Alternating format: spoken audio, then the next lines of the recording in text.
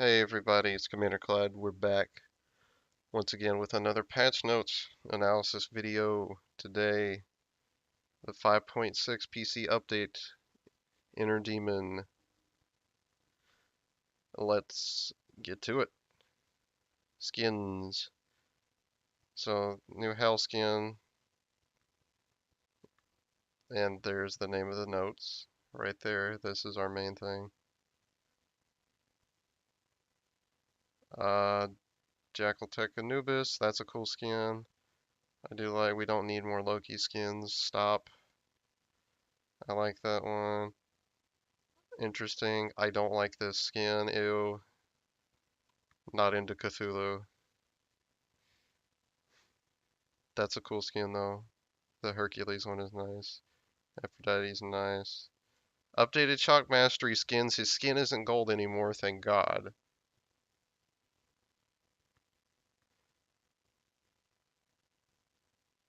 Again, I am concerned for Chuck's well-being. He might be in a cult. I don't know that for sure. Joking, of course. Anyway, I don't really care much about the skins. That's not the stuff I want to, highlight. Okay, Inner Demon Arena. Oh boy. Got a new arena map. Temporarily, of course. Dangerous water pools on the map will kill players if they stay there too long. New objectives. 3 serpent demons will spawn in the center of the map every 2 minutes. Whichever team kills 2 of the 3 will get a Titan Juggernaut. Follow normal arena Juggernaut rules, except they will attack nearby enemies when stopped. It's cool. All jungle buffs will last 60 seconds instead of 120, but have more powerful effects. Demon Red buff provides 20% movement speed in addition to power. Okay. That's cool. Never been a speed buff in Arena. Wait, no, there was before they had the purple. I'm dumb. Demon Blue buff now provides 10% damage mitigation in addition to cooldown and mana regen. Demon Purple buff provides haste effect. What the heck is this? Jeez, they just want this to be non-stop action. Kill everybody. So your opponent's in a 5v5 deathmatch after the game for extra points. So that's like the other one where you all spawn in the center and try not to die or get in the lava. It's cool. Respawn timers have been changed for this arena. Respawn times for a team is now consistent based on time/performance. This avoids the chances of a team dying and having an unexpectedly long or short respawn timer. Teams still respawn in waves, set by the time of the first player to die. An in-game visual has been added to help players see what actions they are doing that subtract tickets from the enemy team. And finally, minions and juggernauts will now walk directly into the portal instead of animating in ways that can confuse players if they are hittable or not. And the new bundle, woohoo. God Selection Lobby has had a visual redesign. The screen has new lighting and environment art, which now conveys which side you are on. That is cool. See, there's not a huge difference between the two sides, but sometimes it's nice to know that. Because it can slightly change how you plan things out. New custom death marks, new customizable item. Equip these to leave your mark on the ground wherever you slay an enemy god. That's cool. Killface death mark, rip death mark, and skull death mark. Which can be found in the adventure chest. Awesome. There's another bundle with stuff. Skins and Enigma. Dashing to see. There's an announcer pack for the new Loki skin. Great! So fun.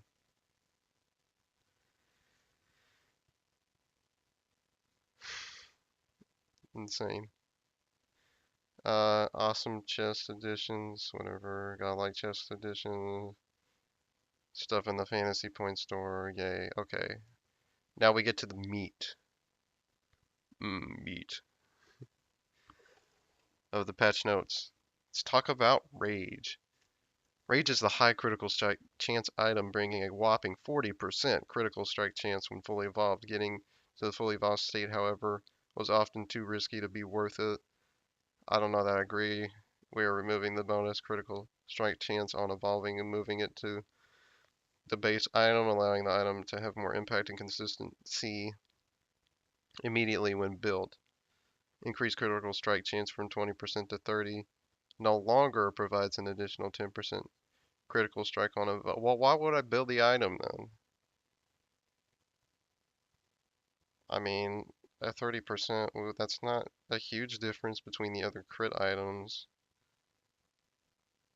They've removed an interesting mechanic to this item, which is, decide between being safer or riskier with your decision by building this item and trying to get the effect. Now that's just gone, and it's a boring flat crit chance.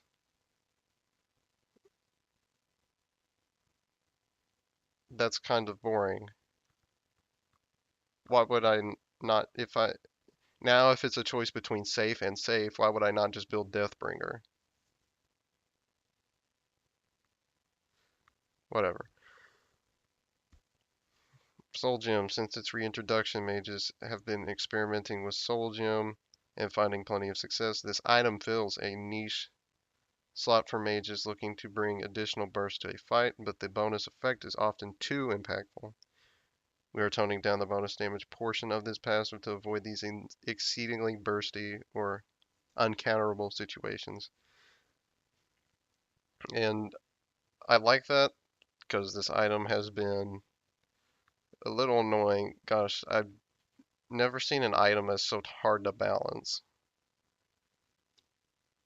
in this game. So decreasing the bonus damage from 40 to 30% of your magical power.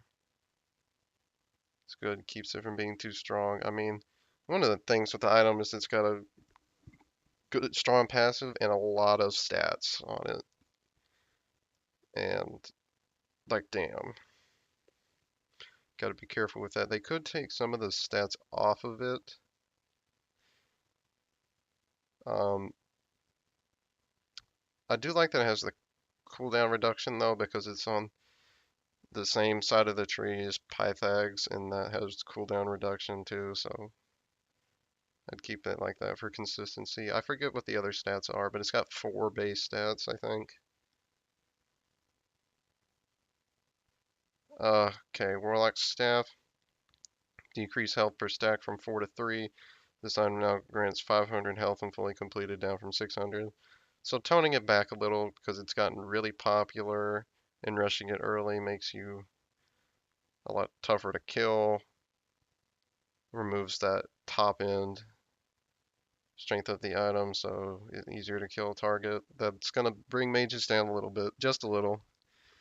Makes it easier to deal with them. But that's not a massive nerf. Shield of Thorns, decreased amount of damage reflected from 50 to 40%. If I remember correctly, Shield of the Underworld, when it was first introduced, was 40% reflect damage. So in a way, this isn't a nerf. It is, but it isn't, because it brings it back to where the item used to be. So that's fine with me. I don't mind that. Balancing it out a little more. Height of the enemy line, decreased physical protections from 80 to 70.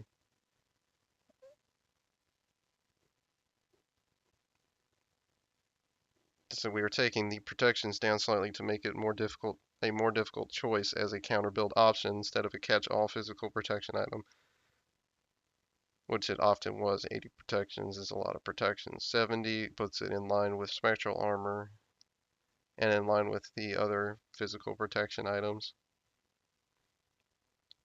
So I like that. I'm glad they're not touching the passive, which if they had toned that down, I would have been rather upset because hunters are evil demons and I hate them. Anyway, Celestial Elysian Helm. I like that they're doing something with this item because no one wants to build it, and it was cool when they first put it in the game. For mages that want a single item to help reduce their chances of being one-shot by enemy assassins, this is a great option. We are upping the protection slightly more to help draw attention to this item's core goal, which is protect you from dying after you take damage. Increase physical protection from 30 to 40. Nice. This is good.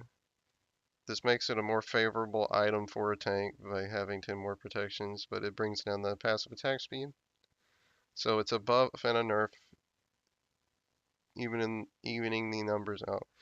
I like that because for the person that was building it, it wasn't doing that much for them. 40 protections is not a lot when you consider the other options that are out there.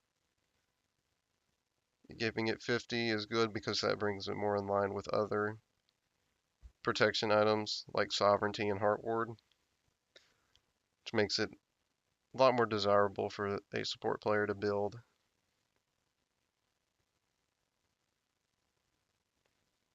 Always good. Jade Emperor's Crown increased physical protection from 50 to 60. I love this item to death.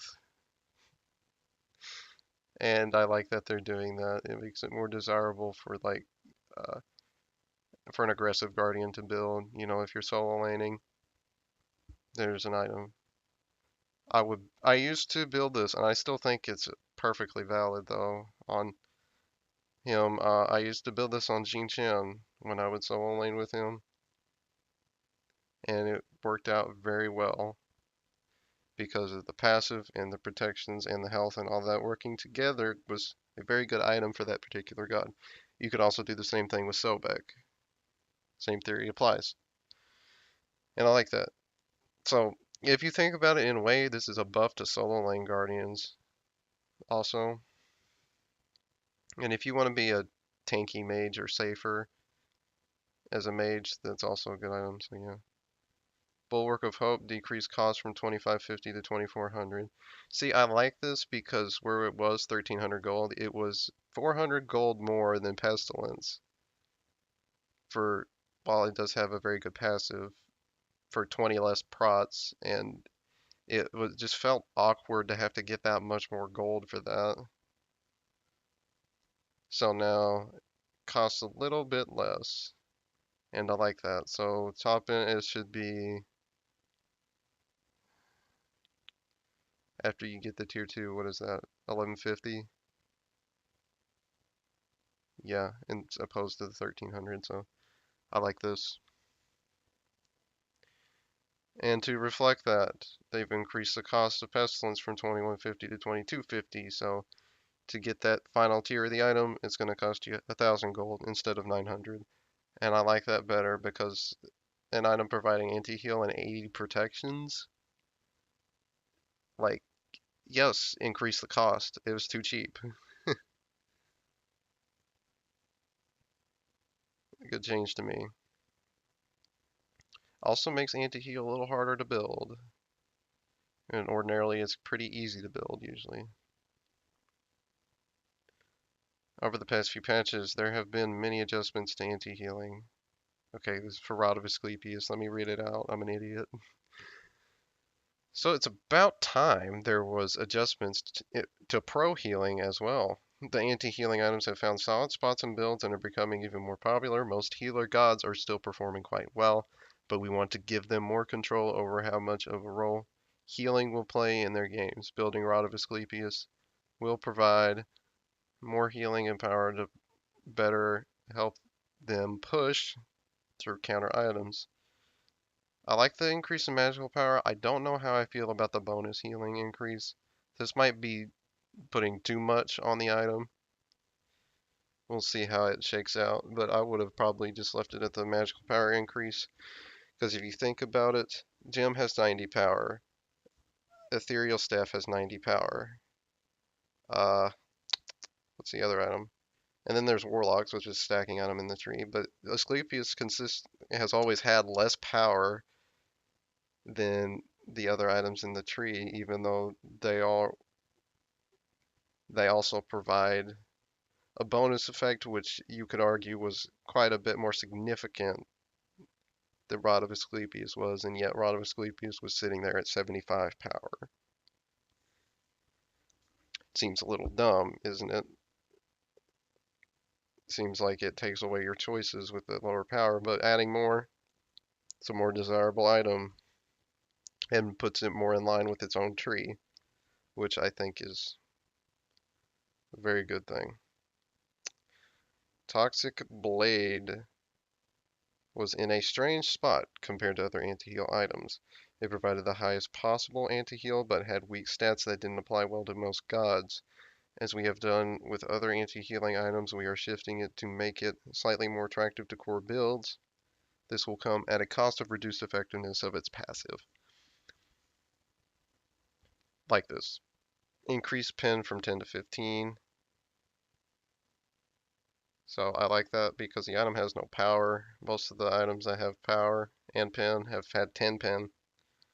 Item with no power, logically, more pen makes sense. Reduce stack count of anti-heal from 3 to 2 stacks, so now you only get 40% anti-heal, which puts it in line with other anti-heal items. Makes sense, good consistency. But they've increased the stack duration, which is important.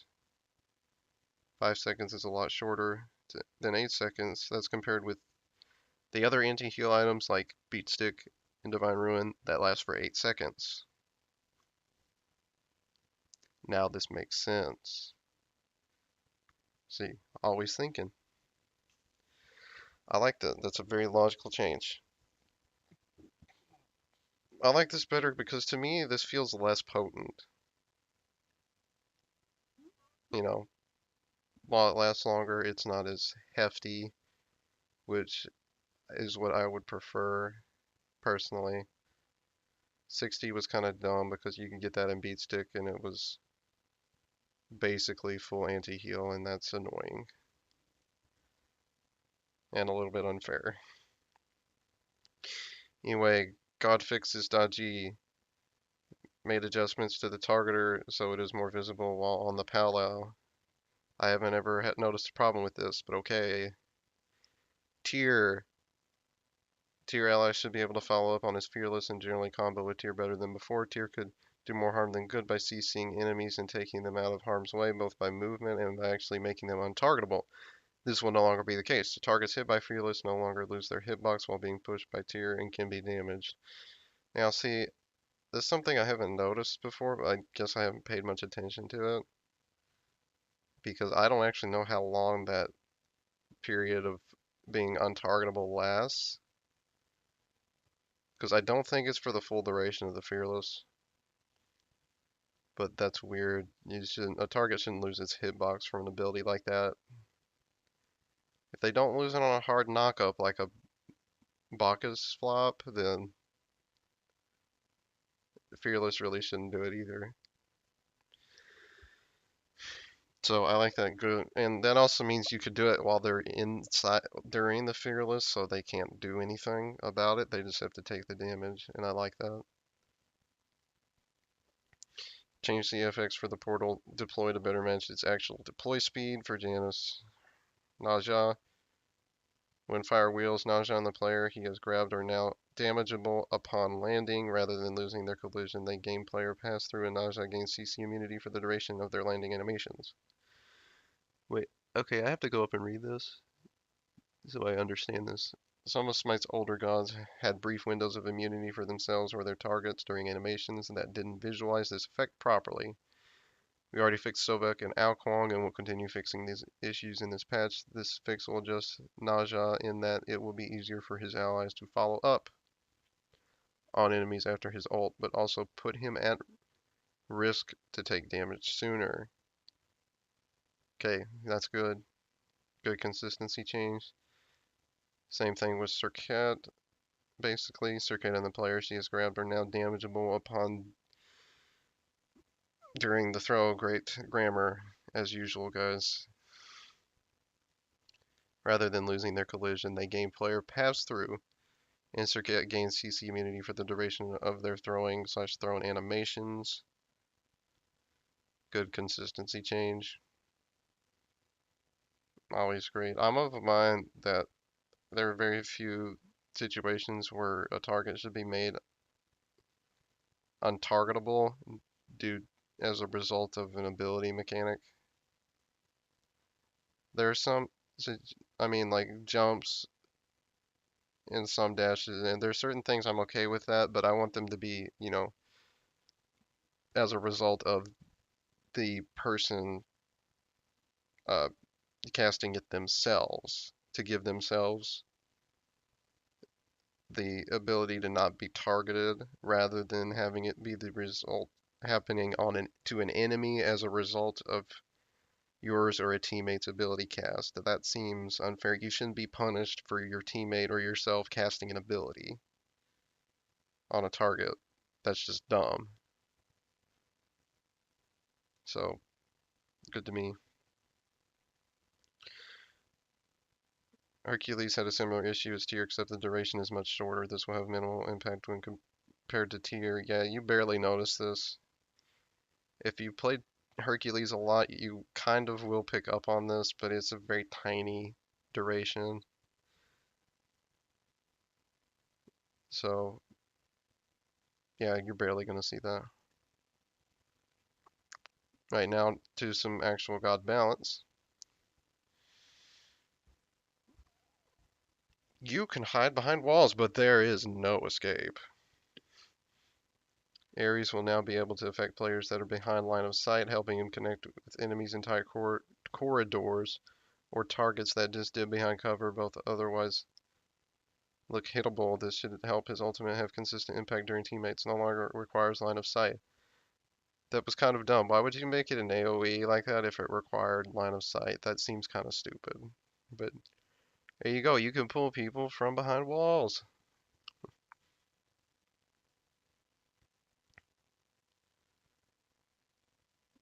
Cerberus has had numerous adjustments to help him feel fluid while playing. Paralyzing Spit has had multiple targeter improvements to make it more accurate, with a few additional tweaks that make it more reliable. However, it will now respect diminishing returns like other stuns in Smite. Soul Expulsion is getting increased range, allowing Cerberus to move through a fight effectively, and Stygian Torment is getting a similar treatment to Ares, allowing anyone in the visual effects of the circle to be effective. Paralyzing Spit. This ability now goes through walls. This ability has had numerous adjustments to better reflect the targeter. Players should notice this ability feels more accurate to the FX and targeter. The radius of each projectile has been increased from 3 to 3.5. The stun from this ability is now subject to DR. Fun. This is like a buff nerf because it works now. It's works properly with DR, but it goes through walls, which I like. This as a consistency change.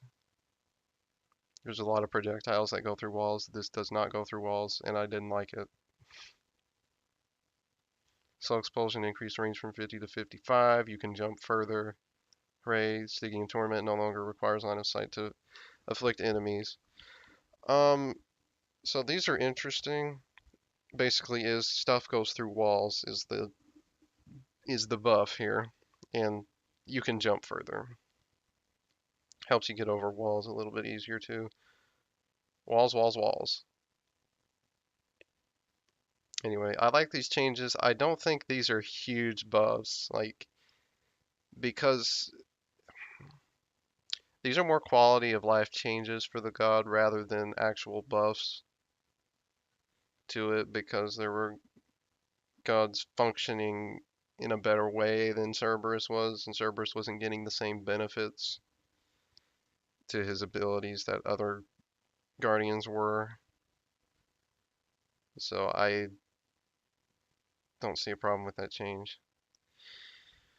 Hell is receiving her updated passive meter this patch, allowing Hell players to see their cooldowns of their opposite stance. No more switching to heal, only to find it's still on cooldown. Additionally, her light stance basic attack and one will now fire directly from her center rather than being slightly offset. Why were they offset? They should feel more accurate with this patch. Wait, I've seen that. It is actually a visual glitch, I think, with that. I have seen. It's weird. Uh, Updated passive meter to show cooldowns of opposite stance for decay, restoration. Remove this projectile offset. Remove projectile offset. General ability icon art has been updated. Anyway, earlier we had some of the consistency and balance changes to nausea. Now we get some actual god balance.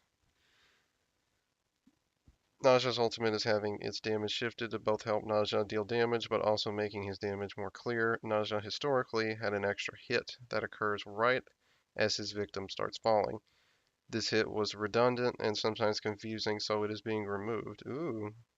The damage from this hit is being moved to the initial hit and landing hit. I see, okay. This both makes his damage occur at times that make sense, but also means ulting into a target that beads will still deal a bit more damage to the target. Okay. So if you remember when you initially ult and dash across the ground and hit somebody, that doesn't do any damage. Now it does damage. And they remove the weird redundant hit when the victim starts falling after the last, you know, after the last hit that it makes. So increase, and then they explain those initial and landing damages here. Increased initial landing damage from 60 scaling to 220 plus 50% to 80 scaling to 280 plus 65%. Good consistency. I don't think this doesn't lower his damage because they've taken out that extra hit. They're changing this slightly just to make sense. So it keeps it about where it is currently. It just makes more sense. And I like things that make sense. Nemesis. We last adjusted Nemesis in 5.4 with additional assassin-specific nerfs and wanted to watch her performance before making any other adjustments. A few patches later, she is still proving too difficult to fight against when she engages the backline with her ultimate. We are reducing the sudden damage Divine Judgment provides at later ranks, giving enemies more time to react and fight back against the Goddess of Vengeance. So Divine Judgment, decreased damage from 20 to 40 to 20 to 30% of target's current health. Yeah. Gives you better ability to fight back. Nuanced Shining Metal had inconsistent per rank scaling on the stone. We are fixing it to ensure it has consistent scaling with her recent changes in some itemization. We feel she can endure the 0.1 second difference. Decrease stun duration from 1 to 1.5 to 1 to 1.4 seconds.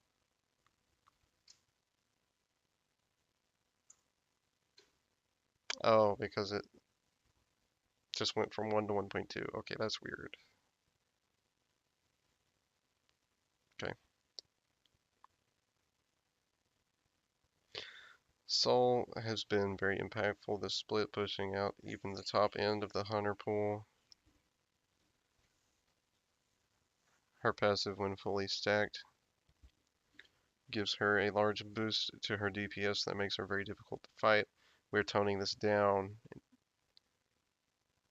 to make fighting her more manageable. You guys cannot be serious. Please get your grammar right.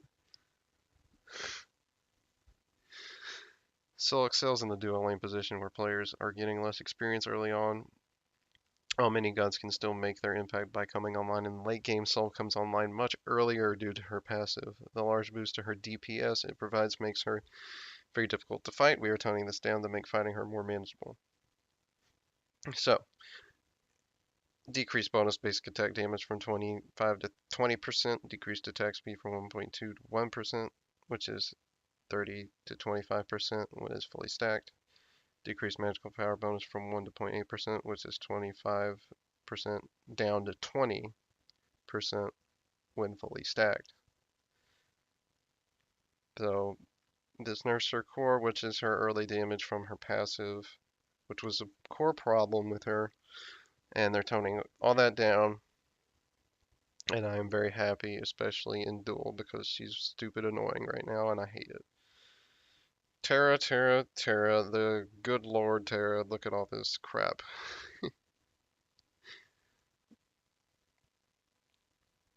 The Earth Mother is getting a big change this patch, a whole new ultimate. Or, I should say, a whole new ultimate. Wow, incredible.